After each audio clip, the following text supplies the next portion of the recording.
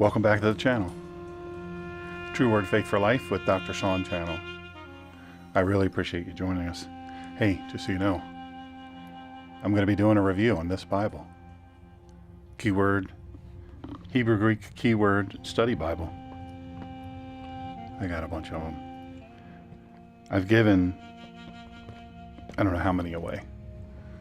It's an incredible Bible, and I'm going to be reviewing it. And I'm super excited about that. On Friday. I think this Friday. Let's see here. Yeah, Friday. No, I think that's the 20th. Sunday, I'm doing What About Time? 1,000 Years Reign. It's going to be a 2-part series. And let's see. Friday. I wonder what's this Friday. I don't know. Better figure it out. You've reached the True Word Faith for Life channel, and I am glad to have you. I'm going to let it spool here a little bit for folks.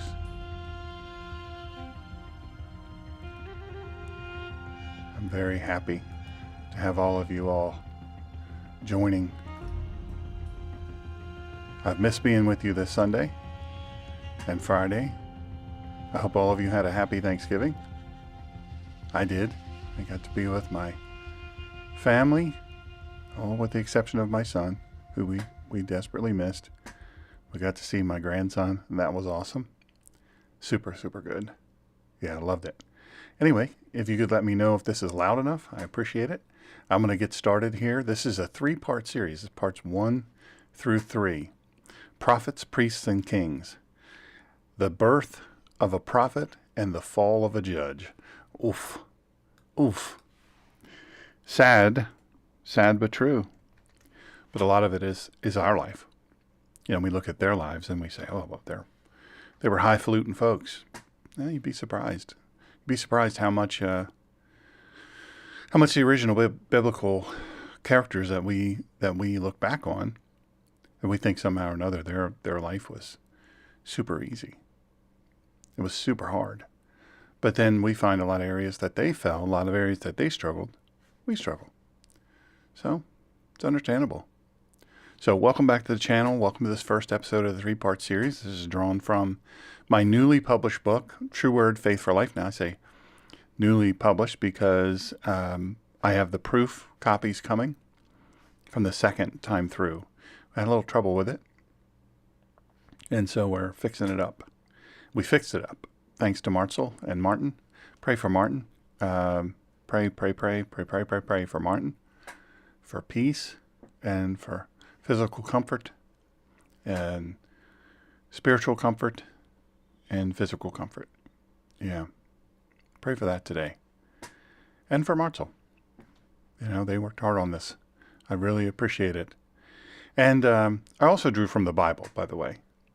I always draw from the Bible. So today we're exploring the opening chapters of 1 Samuel, where we see a significant shift in Israel's leadership, beginning with the deeply emotional story of Hannah and the birth of the prophet Samuel. All right, let's have it. I've talked enough about that. Let's talk about this. So let's start by setting the scene. Israel is in a time of complete instability. The judges are leading the people, but the moral and spiritual decline is evident. God's about to raise up a prophet who's going to guide Israel through one of its most important transitions. So then we got to go back to Hannah. Hannah, the name that is a palindrome, same forward as it is back. Hannah. Hannah's faith in God's provision. Wow, what a story. It's one of immense sorrow, but it's a story about intense and deep faith. She was barren. What a harsh word, right? Barren. She was unable to have children. And you know, I thought about, when I was writing this, you know, I know some of the listeners in the audience are unable to have children. Either you're the wife or you're the husband, and you know, your family you can't have children, some physical malady or who knows. So I'm not insensitive to that this story may resonate pretty powerfully with you. It's a little bit different in this time because in this time, in Hannah's time, in this time of biblical history, when we look back on it, if you were barren, that caused great shame. It was a great shame and great heartache. It was a real embarrassment back then. So the birth of a prophet and the fall of a judge. So Hannah's faith in God's provision, they just scream here. They just scream out. It's unreal. So Hannah's name in Hebrew is Hannah, which means grace or favor. And really her name alone underscores God's eventual outpouring of grace upon her life. Now, the word used in 1 Samuel 1:10 to describe her emotional state, marat nefesh, literally means bitterness of the soul. Marat nefesh, bitterness of the soul. So this phrase, captures the raw, visceral, gut-wrenching pain that she felt, a level of sorrow that resonates universally. I think we can all, at different times in our lives, we've all been in that place. I have. I can say that I have. But she was, because the cultural implications, all of the implications, she was in this really, really terrible, terrible pain. And culturally, barrenness wasn't only a personal tragedy, but it was a social stigma in ancient Israel. It often led to feelings of failure and exclusion, especially in a society where lineage and inheritance were paramount. That was a huge thing. Yet, because remember, they're thinking about all the time, how do we keep this life thing going? How do we keep this lineage thing going? So when a daughter can't, or when a wife can't provide that to the family, that had come before her, that almost feels like extinction, like we're headed towards extinction. But the part that's amazing here is Hannah's response. She poured out her heart to Adonai. She reflects, I don't know, I'd say unshakable. And it's unshakable faith rooted in the understanding as God, look, I understand that God is my ultimate provider. And Hannah got that. I don't want to say down pat, but she really knew. She knew God is my ultimate provider. Hannah's silent prayer is significant, though. Unlike the loud public prayers that were common in ancient Near East, big, lofty, everyone's got to hear me. Her prayer is deeply personal. And it highlighted that God values sincerity of the heart over external rituals. This models how we too can approach God intimately. In 1 Samuel 1:10, we read, "In deep depression, she prayed to Adonai and cried, the word of the Lord, thanks be to God." Can you feel her pain? In deep depression, she prayed to Adonai and cried. Through her prayer, she cried through her prayer. I don't know if you've ever felt that. Have you ever cried out to God like that?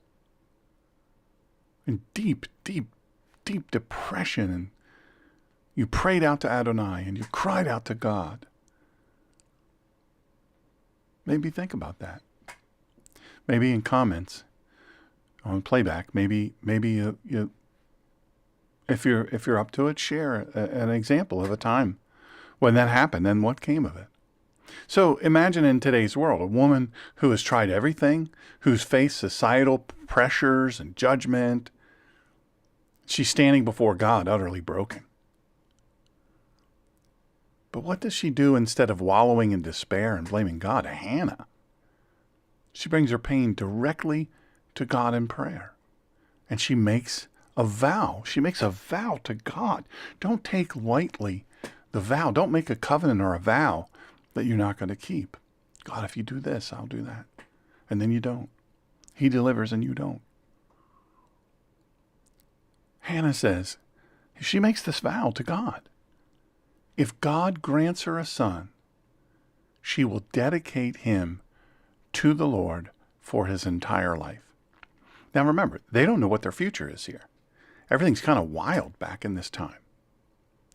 Israel's just trying to figure itself out. The Hebrew people are figuring it out.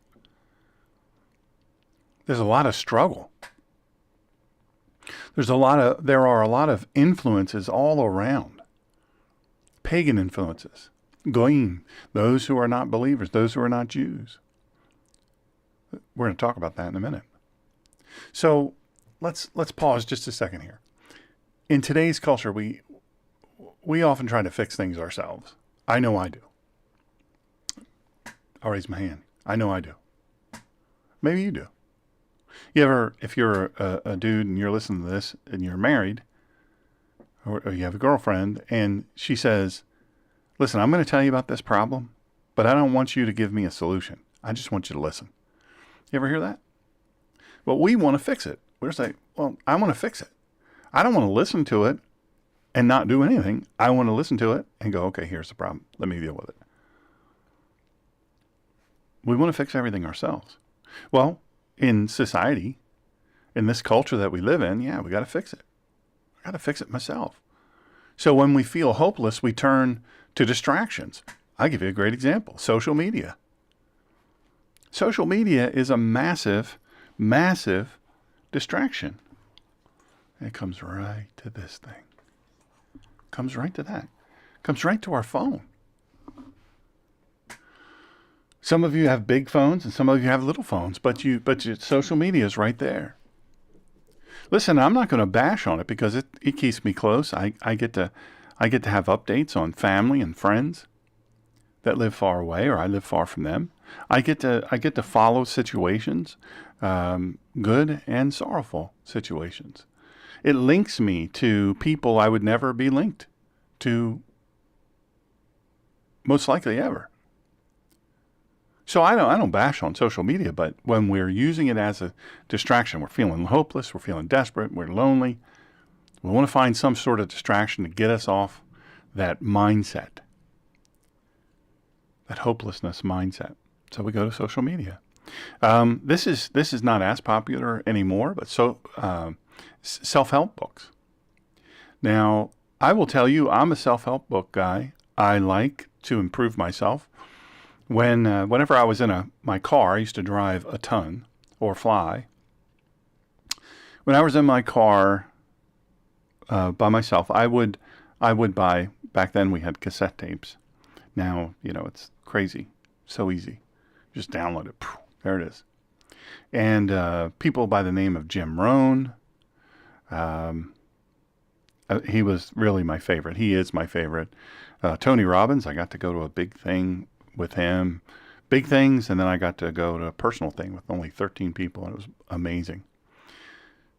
Massively helped me overcome a lot of things. Oh, Dr. Sean, self-help, that's wrong, that's not of God. Well, come on, God gives us, those people are great men of faith. You may not think, Jim Rohn was an amazing man of faith. Almost everything they did was based on Scripture.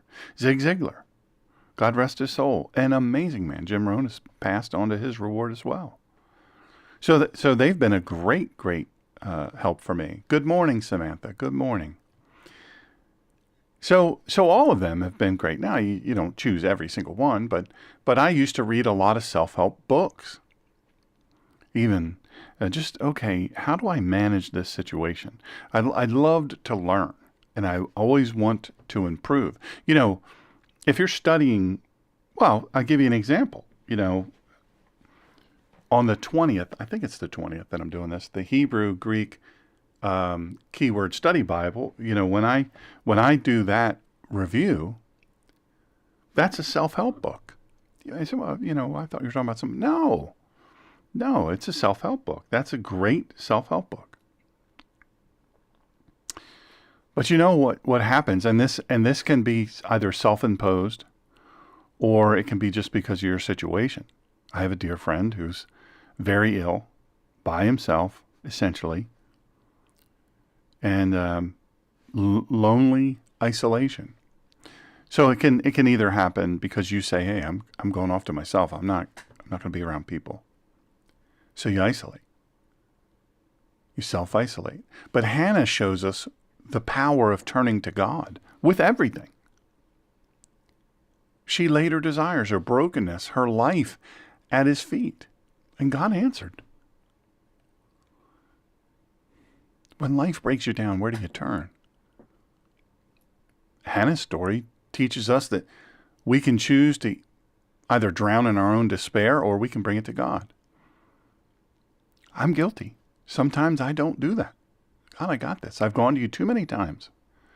I've gone to you too many times with things. Yeah, maybe you can identify. Maybe you can identify. It's something I struggle with. I've got to handle this myself. Plus, I've brought it to God all these times. And I still have the problem. He's busy. Hannah's story teaches us that we can choose to either drown in our despair or bring it to God. Her deep, raw prayer reminds us that God is near to the brokenhearted. Maybe just like Hannah, your breakthroughs, maybe they're waiting right around the other side of that prayer that you've been holding back on praying. Well, then, here we go. Samuel's calling and Eli's failure. Oof, brutal.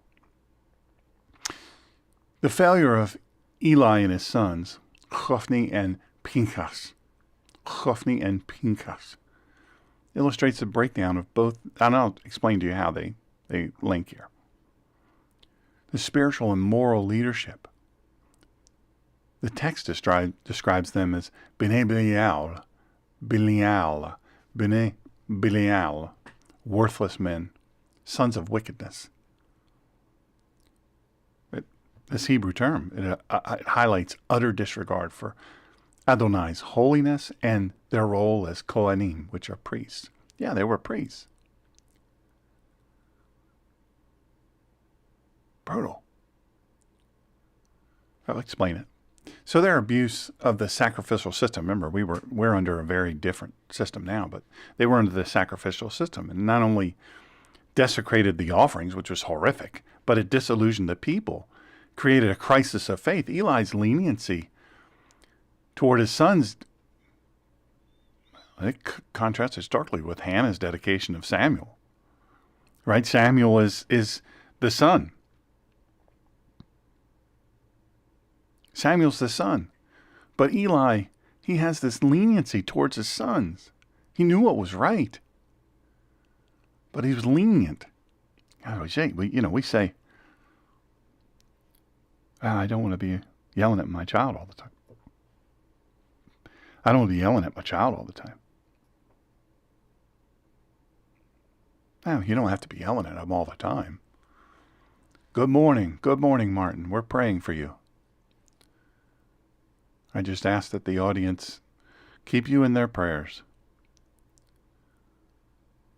So Samuel, he grows up in this holiness. He was surrounded by corruption, but he grew up in holiness. When Samuel hears God's call, he responds with, I'm going to say this is a kind of a sentence. Deberki shomia avdecha. Deberki shomia avdecha. Meaning, speak, for your servant is listening. That's 1 Samuel 3:10. 1 Samuel 3:10.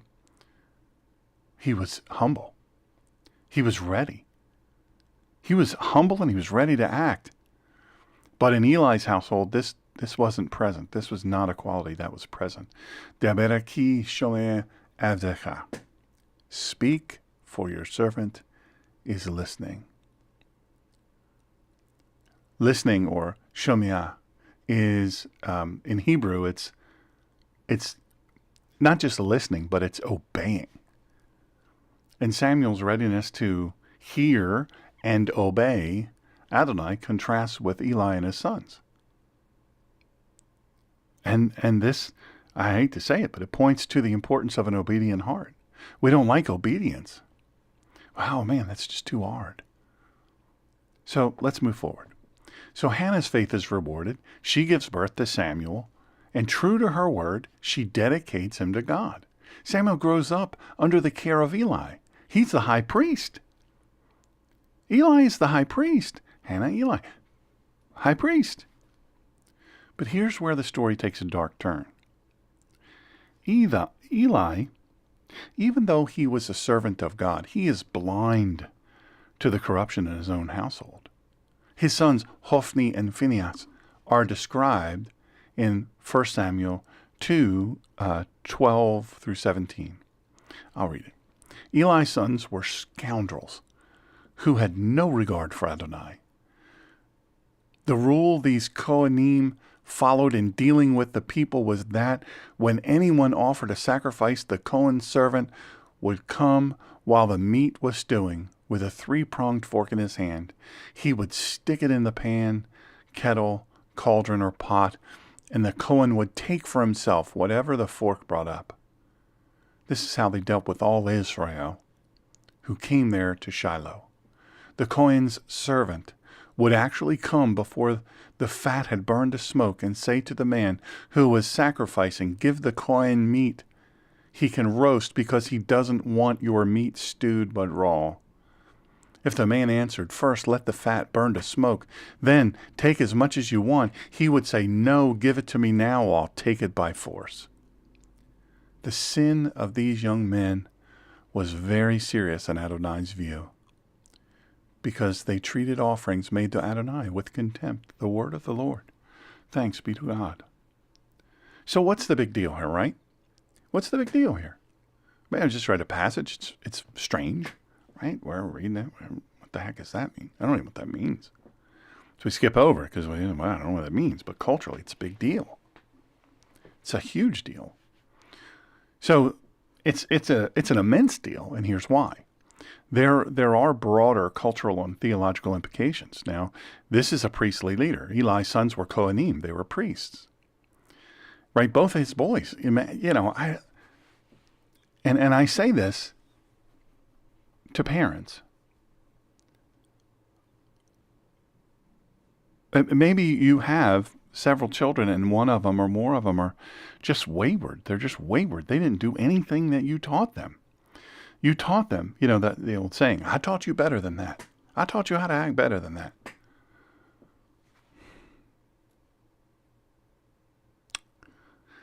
And sometimes they don't. Sometimes they don't, and it's hurtful to us, right? We say, "Man, I hate this. I love my child, but they're behaving horribly." Well, Eli's sons, they were priests. They were priests. They were chosen to mediate in this context. They were chosen to mediate between God and the people. The corruption tarnished the priesthood. Their corruption tarnished the very thing that Eli, he represented. And this was so critically important. This corruption, it tarnished everything Eli stood for and the people relied upon. It alienated people from their proper worship. The Hebrew culture, it valued then and it values now the priestly role as sacred. So when they abused their power, it was especially grievous. Now, there's greed and exploitation here. Their greed violated the communal and spiritual nature of sacrificial worship. Sacrifices were acts of gratitude and obedience, but Eli's sons, they exploited them for their own personal gain. Give me the best. I want the best of it. No, you take what I don't want. They reflect. It's a rejection. I've said this word here before. Rejection of chesed, which is covenantal loving kindness. Right? We love within this covenant. We love one another. We're kind to each other. We're generous to one another. They rejected that, and this was to characterize the relationship among God's people. So, this account, it foreshadows the rise of Samuel as a righteous leader, in contrast to the wickedness of Eli's house. Their sins led to God's judgment. Fulfilled his promise to raise up a faithful priest. A faithful priesthood, 1 Samuel 2:35. Ultimately, this points to the Messiah, the perfect high priest. Now, this passage, it serves as a cautionary tale about the danger of abusing God-given authority. Look, I'm not the pastor of a church. I'm just a guy with a microphone and software and YouTube channel. You don't have to listen to me. I'm not your priest. I'm not your pastor. There are several who have sent me messages and said, "Hey, that's how I view you," because I don't have a church near me. There's a couple of guys who live in the wilderness, and they listen and they said, "Look, you're the only church. I have a Starlink. And that's how I listen to you. If it weren't for this, I wouldn't be able to, because there's no church within. I'm way out in the wilderness, and I appreciate that. And they say, you, as far as we're concerned, you are our pastor. I take that very seriously. But in the Hebraic worldview, roles of leadership, especially the priesthood, man, you were held to a super high standard of integrity, obedience, and if you violated these roles, it's not just a sin against people. It's a direct affront to Adonai and his covenant.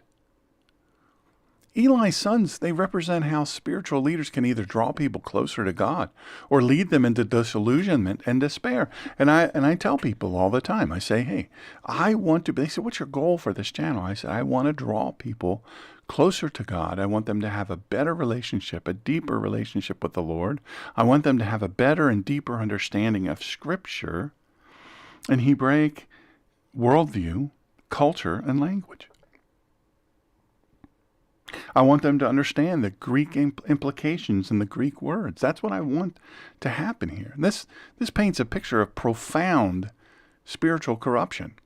By the way, I remember now, I'm going to do this 3 in a row. I'm pretty sure I'm going to do this 3 in a row. So on Friday's message at 5 p.m.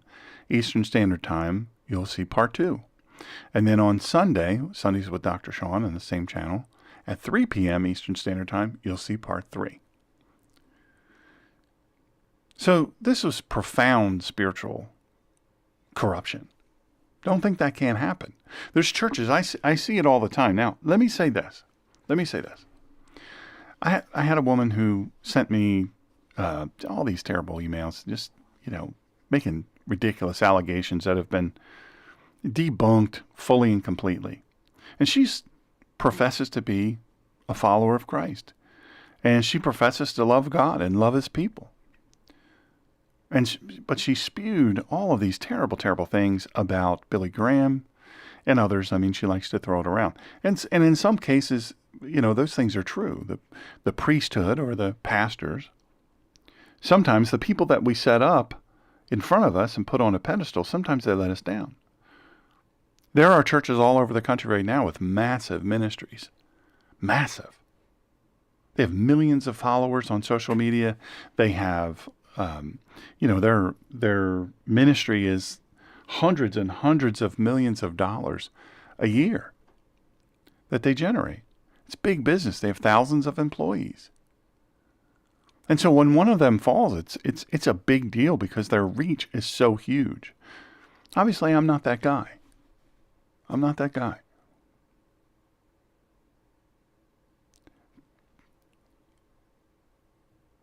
I have to say that Eli's sons, maybe they're not that different than some people today. Maybe these pulpit pimps, these prosperity preachers. Maybe this is, you could draw a line from Eli's sons to these pulpit pimps. Manipulating people for money. I don't know.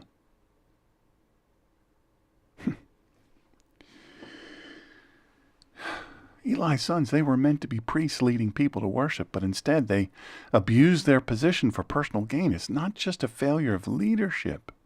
It's a failure of the heart. Where was their heart? We see that with leaders throughout churches, not just in America, but all over the world. It's a failure of the heart.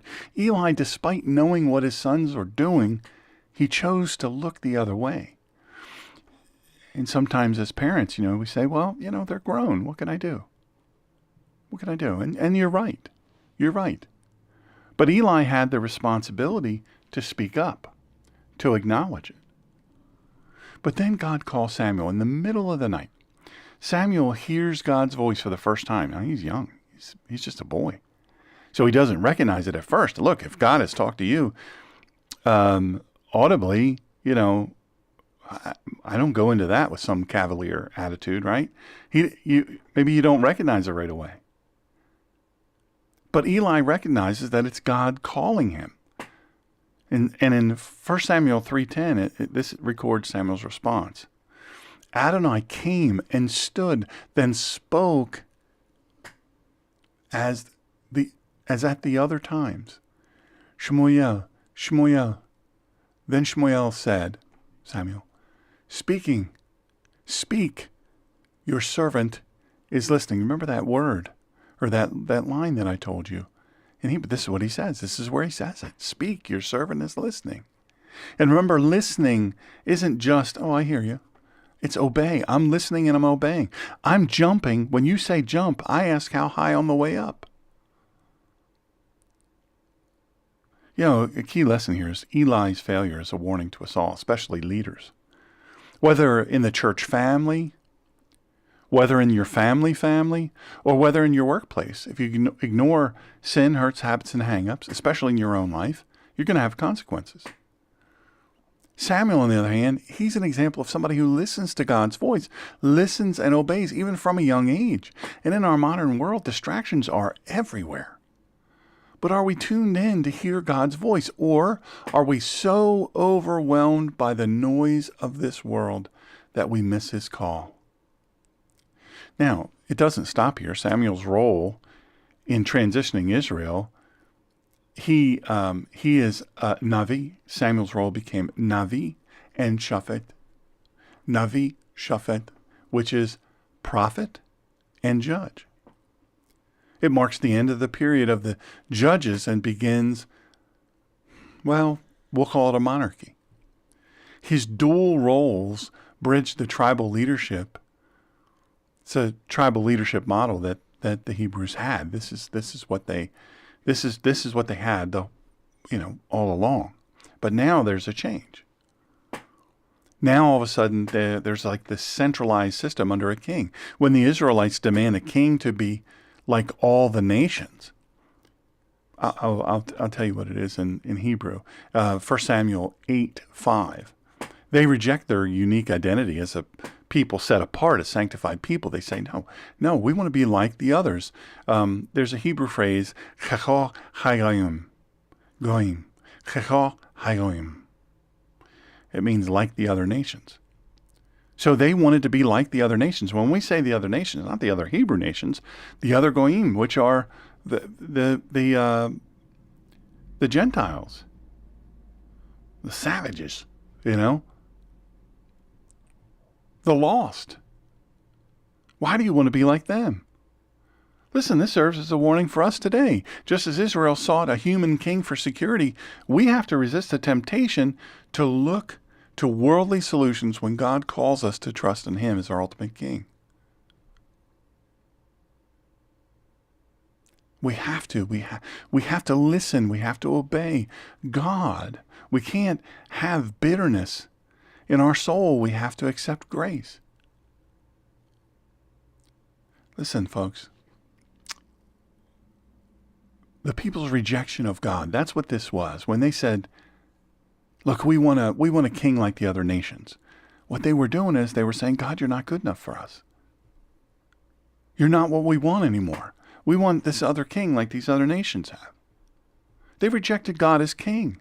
They wanted modern, popular, what's common.